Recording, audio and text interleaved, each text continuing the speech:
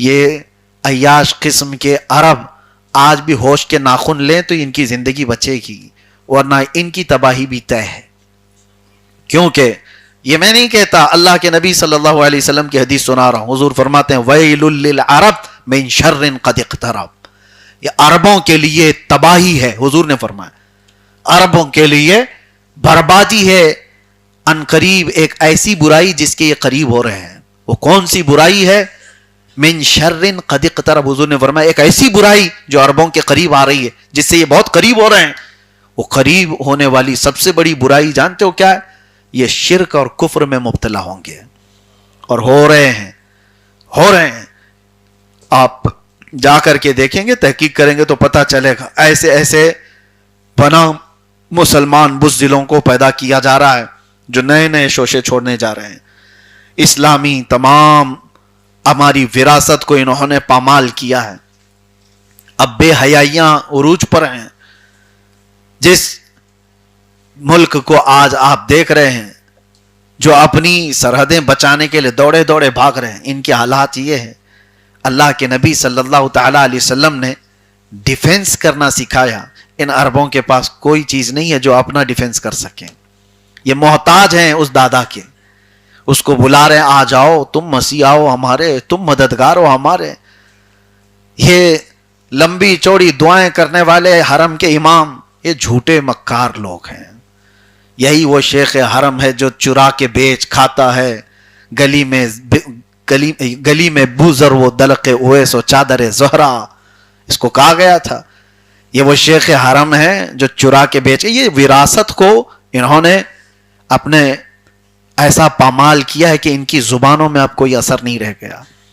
میرے عزیزو، عربوں کے جو حالات ہیں، اگر وہ ہوش کے ناخن آج نہیں لیے تو ان کی تباہی بھی طے ہے. اور یہ احادیث کریمہ میں اس کی پیشین گوئی کی گئی ہے. ہمیشہ کوئی طاقت اور کوئی حکومت قائم رہنے والی نہیں ہے. تم نے اپنے وقت کا اگر صحیح استعمال کیا تو تمہاری عزت اور تمہاری حرمت اللہ تعالیٰ ویسی ہی باقی رکھتا ہے. آج بھی خالد بن ولید کو کوئی فراموش نہیں کرتا. ان کو دی ہوئی طاقت کا انہوں نے صحیح استعمال کیا.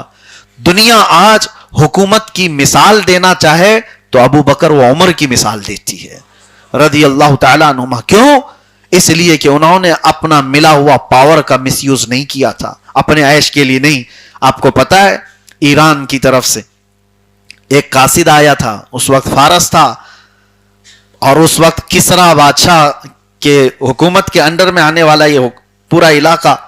ایک قاصد آیا تھا اور جاسوس بن کر کے کہ امیر المومنین کی تلاشی لی جائے، مسلمانوں کا امیر المومنین عمر ابن خطاب. اس کی دھاک اتنی ہے کہ ہمارے بادشاہ ڈر رہے ہیں، ہماری فوج ڈری ہوئی ہے، یہ رہتا کہاں ہے، اس کی فوج کتنی ہے. مدینے میں آیا اور آ کر کے صحابہ سے اس نے پوچھا کہ تمہارا بادشاہ کہاں رہتا ہے، عمر ابن خطاب. تو لوگوں نے ہنس کر کے اس سے کہا ہمارا بادشاہ نہیں ہوتا، ہمارا امیر المومنین ہوتا ہے. بادشاہ کا کانسیپٹ ہی ہٹایا. صحابہ نے جواب دیا تھا.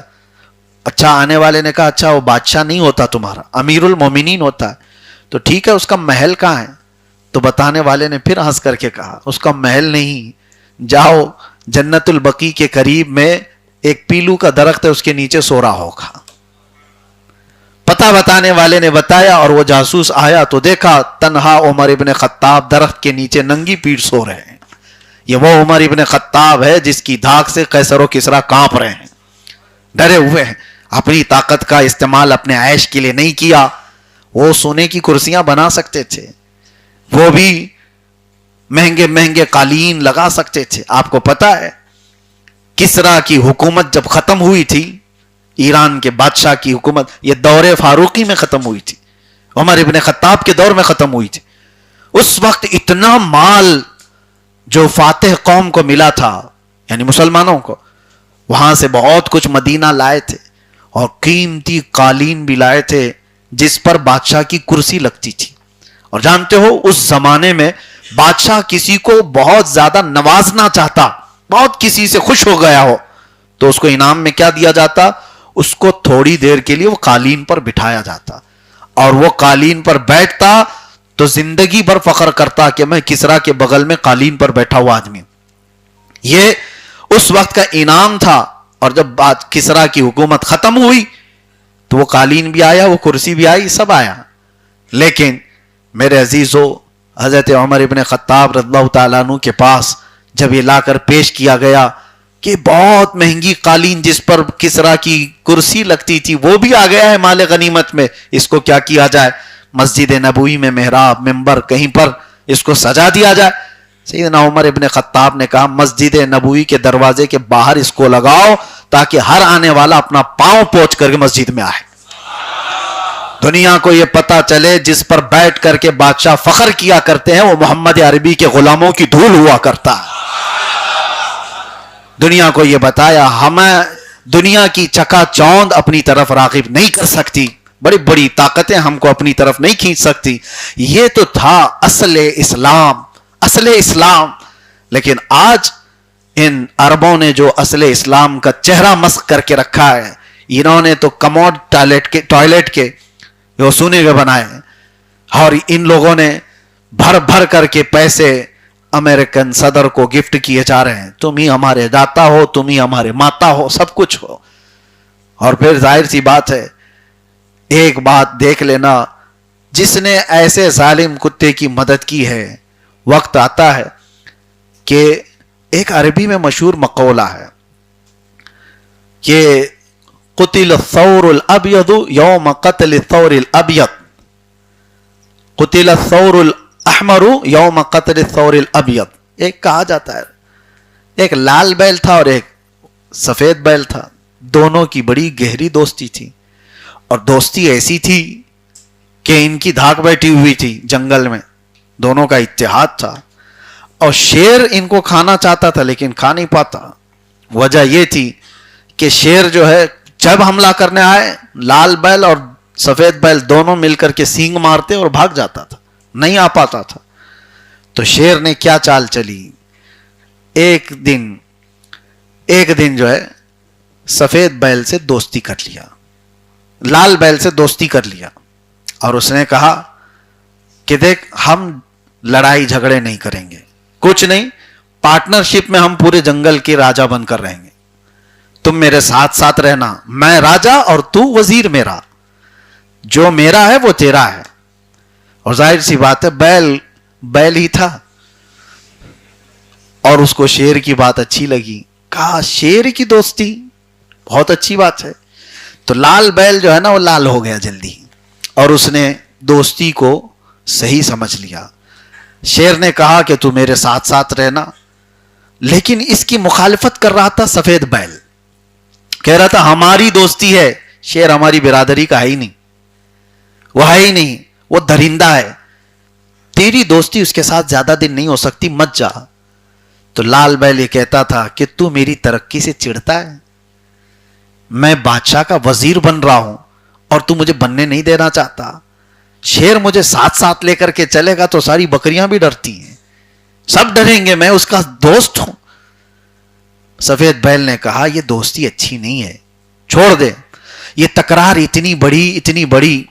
شیر بھی لال بیل کو سمجھانے لگا, دیکھ تیرا دوست جو ہے وہ تیری ترقی سے حسد کرتا ہے, جلتا ہے, میں تجھے اپنا خاص بنا رہا ہوں اور وہ تجھے بننے نہیں دینا چاہتا, تیرا دوست صحیح معنی میں دوست نہیں ہے.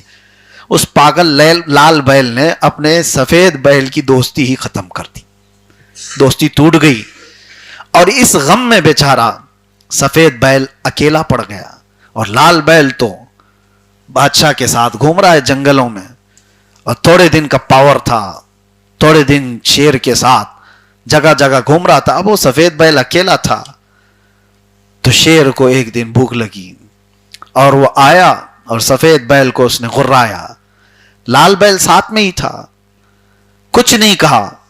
شیر نے کہا دیکھ اس کو میں آج کھا کے ختم ہی کرتا ہوں جو تجھ سے جلتا تھا, تجھ سے حسد کرتا تھا. لال بیل نے کہا ختم ہی کر دو اس کو, پرانا دوست تھا, اپنی برادری کا تھا, لیکن مدد نہیں کیا. تو شیر نے حملہ کیا اور سفید بیل کو چیر کر رکھ دیا, اور وہ بیچارہ جتنا ڈیفنس کر سکتا تھا کیا, اکیلے میں نہیں ہو پایا, مر گیا. مر جانے کے بعد شیر شکم سیر ہو کر کے چلا. دوسرے ہی دن لال بیل کو آنکھ دکھانے لگا, بھوک لگی ہے مجھے. تو کہا میں تو تیرا وزیر ہوں, کہا وہ ہو گیا ختم، وہ پرانی باتیں ہیں، اب نیا دور آ چکا ہے. کہا آپ کیا کرو گے؟ کہا مجھے کھانا ہے تمہیں. بچانے کے لیے نہ کوئی سفید بیل نہ کوئی، اس نے اپنے بھائی کو دھوکہ دیا تھا. میرے عزیزو یہ عربی میں موجود پوری حکایت میں آپ کو بیان کر رہا ہوں. صوفیہ اکرام نے جو لکھا، لال بیل بہت منتیں سماجتیں کرنے لگا، لیکن وہ تو ٹھہرا درندہ، اس کے اندر رحم کہاں سے؟ اس کی غذا وہ ہے. ارے گھوڑا چارے سے دوستی کرے تو کھائے کیا؟ شیر شکار سے دوستی کبھی نہیں کرتا. اس نے لال بیل کو اس دن حملہ کیا، اور جیسے ہی اس کے اوپر چڑھائی کیا تو لال بیل نے ایک تاریخی جملہ کہا تھا جو آج میں نے ابھی آپ کے سامنے کہا. اس نے کہا لال بیل تو اسی دن مر گیا تھا جس دن سفید بیل کی دوستی چھوٹی تھی، اسی دن ختم ہو گیا تھا. یہ تو چند دن ایسی عیش کر لیا شیر کے ساتھ، ورنہ تو میں مر ہی گیا اسی دن جس دن میں ساتھ چھوڑ دیا تھا میرے بھائی کا. آج اس چیز کو اپنے ذہن میں رکھ کر کے سوچنا، یہ سارے عرب لال بیل ہیں. انہوں نے جس سے دوستی کی ہے وہ یہی سوچ کر کے دوستی کی ہے کہ ہماری تکلیف میں تو مدد کرے گا. کیا خاک مدد کرے گا؟ وہ اپنی بچا نہیں پا رہا ہے. کیا خاک مدد کرے گا؟ جب اپنے آپ پر جب بند پڑتی ہے تو پھر آس پاس نہیں دیکھتا دادا.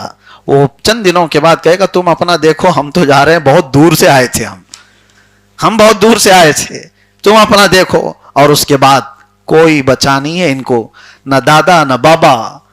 پھر پڑوس میں جو ہے وہ گرا رہا ہے، تمہارا یہ بھی ماریں گے، تمہارا یہ بھی ماریں گے، تمہارا یہ بھی ماریں گے.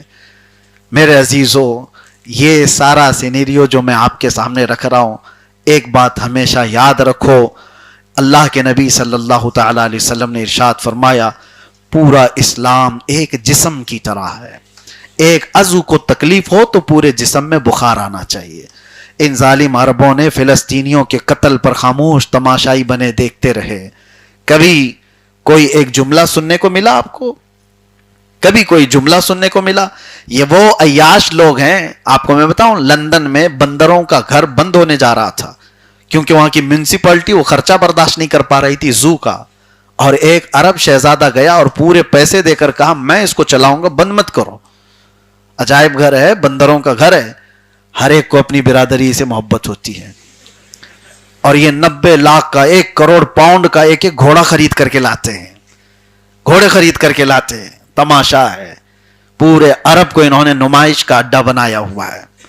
یہ آسمان چھوتی ہوئی عمارتیں بنا رہے ہیں لوگوں کو اپنی طرف بلانے کے لیے. آپ کو کیا لگتا ہے یہ سارا یورپ اور یہ سارے ویسٹرن ان کی ترقی کو دیکھ کر کے ان کو مدد کرتے رہیں گے؟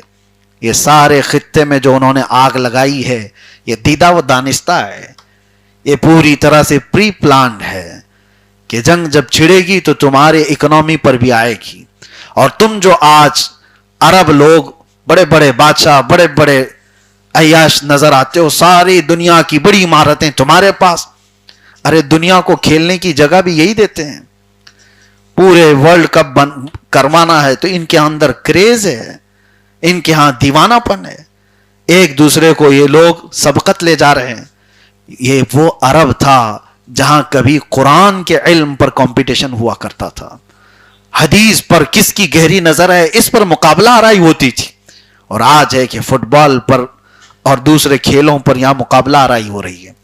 ان عربوں کے ہاتھوں سے سب کچھ چھین لیا گیا، ان کو آئی فون پکڑا دیا گیا ہے اور اس کے علاوہ عیش کی زندگی دے کر انہیں خاموش کر دیا گیا. اس کی وجہ سے یہ زیادہ دن تک عیش و عشرت کی زندگیاں چلتی نہیں ہیں.